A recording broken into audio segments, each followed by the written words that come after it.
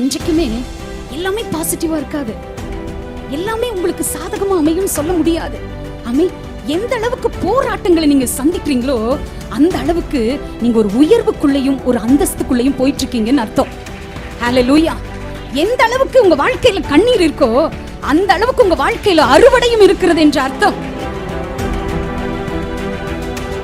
தேவ பிள்ளையே, உங்க சாபம் மாறுகிற ஒரு இடம் தேவ சமூகம் என்றே நான் சொல்லுவேன். உங்க வியாதி மாறுகிற ஒரு இடம் தேவ சமூகம் என்றே சொல்லுவேன். உங்க பிரச்சனைகளை மாற்றி புரட்டி போடுகிற ஒரு இடம் தேவ சமூகம் என்றே சொல்லுவேன். எத்தனை பேர் விசுவாசிக்கிறீங்க? ஆமென். உங்க வாழ்க்கைக்கு உயர்வுக்கு என் ஆண்டவர் மூலதனமாக ஆண்டவர் உங்களை பயன்படுத்துவார். அதற்கு ஒரு ஆதாரமாக இருக்கிற இடம் தேவ சமூகம் என்றே சொல்லுவேன். இன்றைக்கு எதுவுமே இல்லாமல் இருக்கலாம், சூழல்கள் சரியில்லாமல் இருக்கலாம், முன்னேற முடியாதுங்கிற காரியங்கள் உங்க வாழ்க்கையில என் வாழ்க்கையில இருக்கலாம். ஆனா மூலதனமாகிய என் தேவனுடைய வார்த்தை உங்களுக்குள்ள எனக்குள்ள இருக்கும்போது நான் சொல்றேன், தேவனுடைய வரைபடத்தில் இருக்கிற நீங்க வெட்கப்பட்டு போவதில்லை.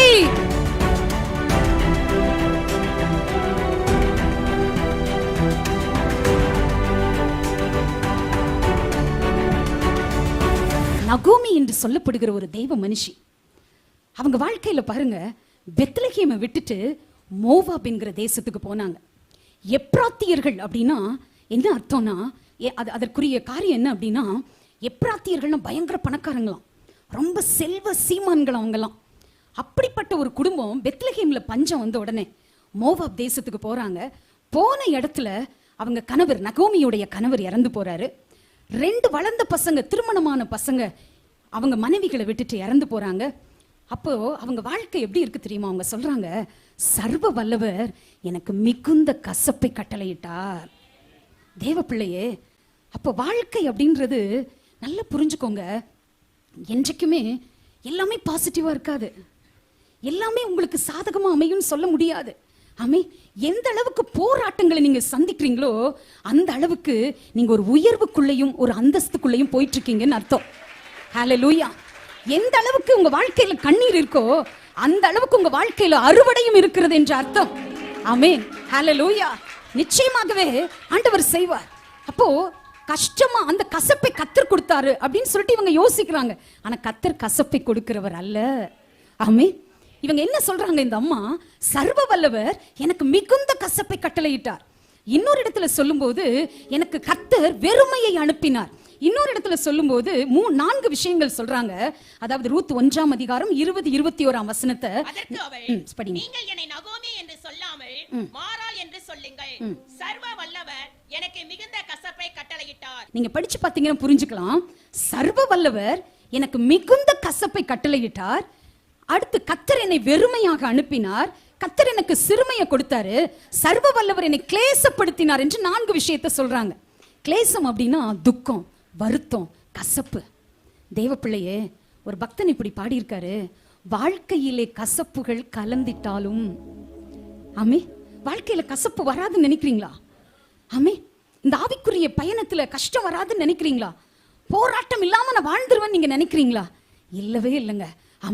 அப்ப இவங்க என்ன கர்த்தரை பற்றி புரிஞ்சுக்கிட்டாங்க அப்படின்னா, அவர் எனக்கு கசப்பை கொடுத்துட்டாரு, எனக்கு சிறுமையை கொடுத்துட்டாரு, எனக்கு துக்கத்தை கொடுத்துட்டாரு, என் மனசு கிளேசத்தினால் நிறைந்திருக்கிறது, இதெல்லாம் கர்த்தர் தான் கொடுத்துட்டாரு அப்படின்னு சொல்லிட்டு இந்த அம்மா அவங்களோட மட்டும் வச்சுக்கல, இந்த விஷயத்தை மத்தவங்க கிட்ட சொல்றாங்க. என்ன நகோமின்னு கூப்பிடாதீங்க, நகோமின்னா ரொம்ப சந்தோஷமான ஒரு பெயர், என்ன அப்படி கூப்பிடாதீங்க, என்ன மாறாள்னு கூப்பிடுங்க, என்ன கசப்புன்னு நீங்க கூப்பிடுங்க, ஏன்னா இதெல்லாம் என் வாழ்க்கையில கொடுத்தது கர்த்தர் என்று அவங்க அந்த இடத்துல சொல்றாங்க. தேவ பிள்ளையே, ஒருவேளை நீங்க கூட இன்னைக்கு அப்படி நினைச்சிட்டு இருக்கீங்களா? உங்க வாழ்க்கையில வந்த வியாதி கர்த்தர் கொடுத்துட்டாருன்னு யோசிக்கிறீங்களா? இல்ல.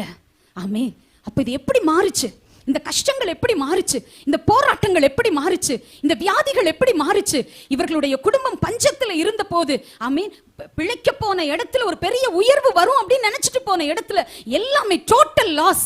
இது எப்படி மாறுச்சு அப்படின்னு சொன்னா, கர்த்தருடைய பிள்ளையே, வேதம் ரொம்ப அழகாக பதிவிடுகிறது. ரூத் 1ஆம் அதிகாரம் 19ஆம் வசனம் படிங்களேன். அப்படியே இருவரும் பெத்லகேம் மட்டும் நடந்து போனார்கள். அப்படியே இருவரும் பெத்லகேம் மட்டும் நடந்து போனார்கள். எத்தனை பேர் ஆமென் சொல்றீங்க? தேவ பிள்ளையே, சரித்திரப்படி பார்த்தா ஆமென். வேத சட்டத்தின்படி பார்த்தா ரூத் சபைக்குள்ள வரக்கூடாது. ஏன் தெரியுங்களா? மோவாபியர்கள் 10 தலைமுறைக்கு ஆண்டவருடைய சபைக்குள்ள வரக்கூடாது என்பது சட்டம். வசனத்துல படிக்கிறோம், உபாகமம் 23:3. அம்மோனியனும் மோவாபியனும் கர்த்தருடைய சபைக்கு உட்படலாகாதே. என்ன படிக்கிறோம்? அம்மோனியனும் மோவாபியனும் கர்த்தருடைய சபைக்கு 10 தலைமுறையும் வருமே. 10ஆம் தலைமுறையிலும் என்றைக்கும் அவர்கள் கர்த்தருடைய சபைக்கு உட்படலாகாது. 10 தலைமுறை வரைக்கும் எங்க வரக்கூடாது? கர்த்தருடைய சபைக்கு வரக்கூடாது. இதுதான் சட்டம், தேவன் கொடுத்த தீர்ப்பு அது. இந்த தீர்ப்பையும் தாண்டி ரூத் என்கிற ஒரு தேவ பிள்ளை என் தேவன் மேல வைத்த நம்பிக்கை, என் தேவன் மேல வைத்த அந்த விசுவாசம் அந்த சாபத்தையே புரட்டி போட்டது. எத்தனை பேர் விசுவாசிக்கிறீங்க? எங்க அந்த காரியம் நடந்தது தெரியுமா? பெத்லகேமுக்கு போகணும்னு எப்ப நினைச்சாங்களோ அப்பவே அவளுடைய சாபங்கள் உடைக்கப்பட்டது. விசுவாசிக்கிறவங்க மாத்திரம் கரங்களை தட்டி ஆவியில நிரம்பி அந்நிய பாஷைகளை பேசி ஆமென். என்றைக்கு பெத்லகேமுக்கு போகணுங்கிற உணர்வு அவளுக்குள் வந்ததோ அப்பொழுதே அவளுடைய சாபம் உடைக்கப்பட்டது. இதை கேட்கிற கர்த்தருடைய பிள்ளையே, பலவிதமான பிரச்சனைகள் போயிட்டு இருக்கீங்களா? எனக்கு இதுல பிடிச்ச விஷயம் என்ன தெரியுங்களா? வீட்டுல இருக்கிறது 2 பேருமே விதவைகள்ங்க. ஆமே. ஒருவேளை ஒருத்தருக்கு பிரச்சனை இருந்து இன்னொருத்தருக்கு பிரச்சனை இல்லாம இருந்தா கூட ஒருத்தருக்கு ஒருத்தர் ஆறுதல் படுத்தலாம் இல்ல? அவங்களுடைய குடும்ப சூழலை பாருங்க. அந்த அம்மா வயசான விதவை, இந்த பொண்ணு இளம் கைம்பெண். ஆமே. 2 பேரும் ஆறுதல் படுத்திக் கொள்ளவே முடியாத ஒரு கஷ்டம். ஆமே. அந்த அம்மா மகனை இழந்திருக்காங்க. ஆமே. இவங்க கணவனை இழந்திருக்காங்க. 2 பேருமே ஆறுதல் படுத்திக் கொள்ள முடியல. அந்த கஷ்டமான ஒரு சூழல்ல அவங்க உணர்வுக்குள்ள வந்த ஒரு காரியம், மீண்டும் பெத்லகேமுக்கு போகணும். என் தேவ பிள்ளையே, ஆமே, உங்க சாபம் மாறுகிற ஒரு இடம் தேவ சமூகம் என்றே நான் சொல்லுவேன். உங்க வியாதி மாறுகிற ஒரு இடம் தேவ சமூகம் என்றே சொல்லுவேன். உங்க பிரச்சனைகளை மாற்றி புரட்டி போடுகிற ஒரு இடம் தேவ சமூகம் என்றே சொல்லுவேன். எத்தனை பேர் விசுவாசிக்கிறீங்க? ஆமென். உங்க வாழ்க்கைக்கு உயர்வுக்கு என் ஆண்டவர் ஒரு ஆமென் மூலதனமாக ஆண்டவர் உங்களை பயன்படுத்துவார். அதற்கு ஒரு ஆதாரமாக இருக்கிற இடம் தேவ சமூகம் என்றே சொல்லுவேன். எத்தனை பேர் நம்புறீங்க? கர்த்தருடைய பிள்ளையே, ஏசப்பா எவ்வளவு பெரியவர். வாழ்க்கையில கசப்பு, நிம்மதி இல்ல, வெறுமை, இழந்து போன ஒரு நிலைமை, இனி வாழ முடியுமா என்று யோசித்த நேரங்கள்ல எதுவுமே அவங்களுக்கு தெரியாது. நகோமிக்கு கூட பெத்லகேமை பற்றிய நிறைய விஷயங்கள் நகோமிக்கு தெரியும். ஆனா ரூத்துக்கு பெத்லகேம் எப்படி இருக்கும் தெரியாது. அந்த சூழல் எப்படி இருக்கும் தெரியாது. ஆமீன். அங்க இருக்கிற ஜனங்கள் எப்படிப்பட்டவங்க தெரியாது. எதுவுமே தெரியாதுங்க. ஆனா ஒன்று அவளுடைய மூலதனமா இருந்தது, என் தேவனுடைய வார்த்தை. எத்தனை பேர் விசுவாசிக்கிறீங்க?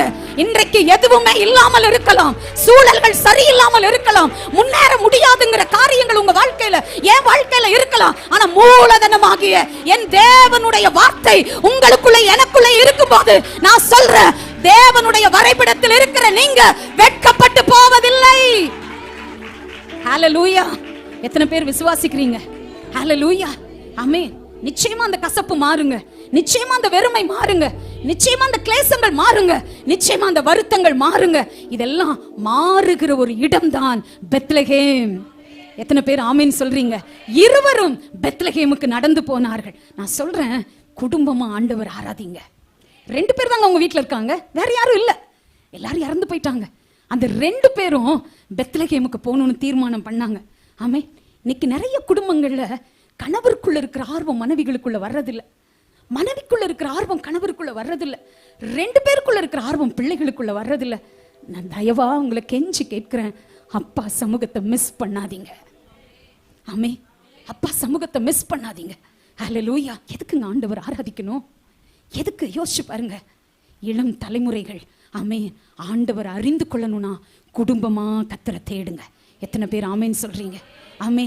இதுல சொல்லப்படுகிற ஏதோ ஒரு வார்த்தை, ஆமே, இன்னைக்கு இந்த சிறுவர்கள் இந்த வார்த்தையை கவனிச்சிட்டு இருக்காங்களே, ஆமே, இவர்களுக்குள்ள பரிசுத்த ஆவியானவர் வேலை செஞ்சுட்டு இருக்காரு. எத்தனை பேர் நம்புறீங்க? ஹல்லேலூயா. அவன் கல்விக்கூடத்திற்கு போகும்போது கல்வியை கற்றுக்கொள்கிறான்.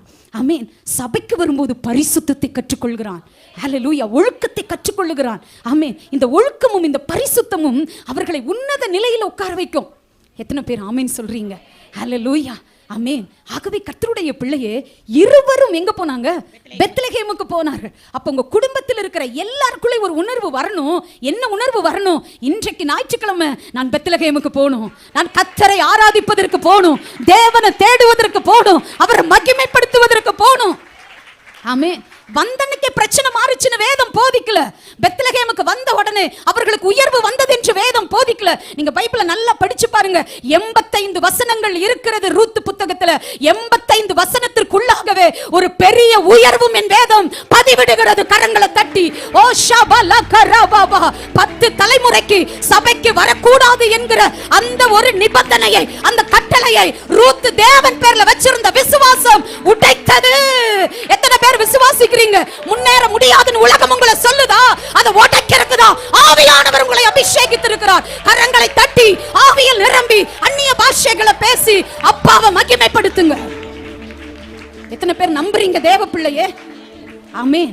ஹல்லேலூயா. வாலிப பிள்ளைங்களுக்கு சொல்றேன், வாலிபத்துல நல்ல ஜெபம் பண்ணிருங்க. உங்க மூலதனம் ஜெபம், வேதம். எத்தனை பேர் ஆமீன் சொல்றீங்க? ஹல்லேலூயா. மூலதனம் என்ன? முதலீடு. ஆமீன். சில பேர் சின்ன பிசினஸ் பண்றவங்க சின்னதா முதலீடு போடுவான். ஒரு வைர பிசினஸ் பண்றவன் எவ்வளவு முதலீடு போடுவான்? லட்சக்கணக்கில் கோடிக்கணக்கில் முதலீடு போடுவான்ல, அந்த மாதிரி பெருசா போடுங்க. அப்ப இந்த வாலிபத்துல ஏசப்பாக்காக பெரிய முதலீடை கொடுங்க. உங்க நேரத்தை கொடுத்துருங்க, உங்க எண்ணங்கள் அவருக்காக கொடுத்துருங்க. வேதத்தை படிங்க, எழுதுங்க, ஜெபம் பண்ணுங்க. சின்னதுல இருந்து அதை பிராக்டிஸ் கொண்டு வந்துருங்க. தேவ பிள்ளையை நான் அடிக்கடி சொல்லுகிற ஒரு காரியம், 6th ஸ்டாண்டர்ட்ல நான் ஒரு முறை வேதத்தை படித்து முடித்திருக்கிறேன். ஆமீன். 7ஆம் 8ஆம் வகுப்பு 9ஆம் வகுப்பு 10ஆம் வகுப்பு. ஆமீன். எனக்கு பின்னாடி இருந்து என்னை இயக்கினது என் தேவனுடைய வார்த்தை மட்டுமே என்று நான் அடித்து சொல்ல முடியும். ஆமீன். நான் ஏன் இதெல்லாம் சொல்றேன்? ஆலயத்தில் அவ்வளவு ஆசீர்வாதங்கள் இருக்குதுங்க, அவ்வளவு ஆசீர்வாதங்கள் இருக்கிறது. இருவரும் பெத்லகேமுக்கு போனார்கள். போன அன்னைக்கு பிரச்சனை மாறல. கர்த்தரை ஆராதிக்க ஆராதிக்க அவங்க போராட்டங்கள் மாறினது. ஹல்லேலூயா. எத்தனை பேர் ஆமீன் சொல்றீங்க? தேவ பிள்ளையே, கர்த்தரை தேடுற விஷயத்துல, பெத்லகேமுக்கு வர்ற விஷயத்துல குடும்பமா கர்த்தரை ஆராதிங்க. ஒவ்வொரு ஜெபத்திலையும் ஒரு கிருபை இருக்கு, ஒவ்வொரு ஆராதனையில ஒரு மகிமை இருக்கிறது, ஒவ்வொரு ஆராதனையில ஒரு ஆசீர்வாதம் இருக்கிறது. ஹல்லேலூயா. ஒவ்வொரு உணவுக்கு ஒரு சக்தி இருக்கா இல்லையா? ஆமென். புளிசோருக்கு ஒரு என்ன இருக்கு? ஒரு சத்து இருக்கு. அதே பிரியாணிக்கு என்ன சத்து இருக்கு? ஆமென். கஞ்சி சாதத்துக்கு அது ஒரு சக்தி இருக்குதானே செய்யுது. ஆமென். அப்போ உணவுக்கே அவ்வளவு ஒரு சக்தி இருக்கும்போது அவருடைய வார்த்தைக்கு எவ்வளவு சத்துக்கள் இருக்கும் யோசிச்சு பாருங்க. ஆமென். அப்ப தேவ பிள்ளையே, இருவரும் பெத்லகேமுக்கு போனாங்க. அவங்க குறைவுள்ளவர்களா வந்திருக்காங்க, வெறுமையானவர்களா வந்திருக்காங்க. ஆமென். மற்றவர்கள் எல்லாம் மதிக்க கூடாத ஒரு சூழல் அவங்க வந்திருக்காங்க. ஆனா வசனம் சொல்லுகிறது, ரூத்னால அமைதியா இருக்க முடியல. மாமியை பார்த்து சொல்றா, நான் இன்னைக்கு வயல்வெளிக்கு போய் கதிர்களை பொறுக்குவேன். எத்தனை பேர் ஆமீன் சொல்றீங்க? ஆமீன். உங்க பிரச்சனை நேரத்துல, உங்க போராட்டத்தின் நேரத்துல, உங்க கஷ்டத்தின் நேரத்துல வயல்வெளிக்கு வந்து கதிர்களை பொறுக்கிட்டு போங்க. ஆமீன். உள் வாங்கிட்டு போங்க. நான் சொல்றேன், கர்த்தர் உங்களை அளவில்லாமல் ஆசீர்வதித்து மேன்மையாய் உயர்த்துவார். எத்தனை பேர் விசுவாசிக்கிறீங்க?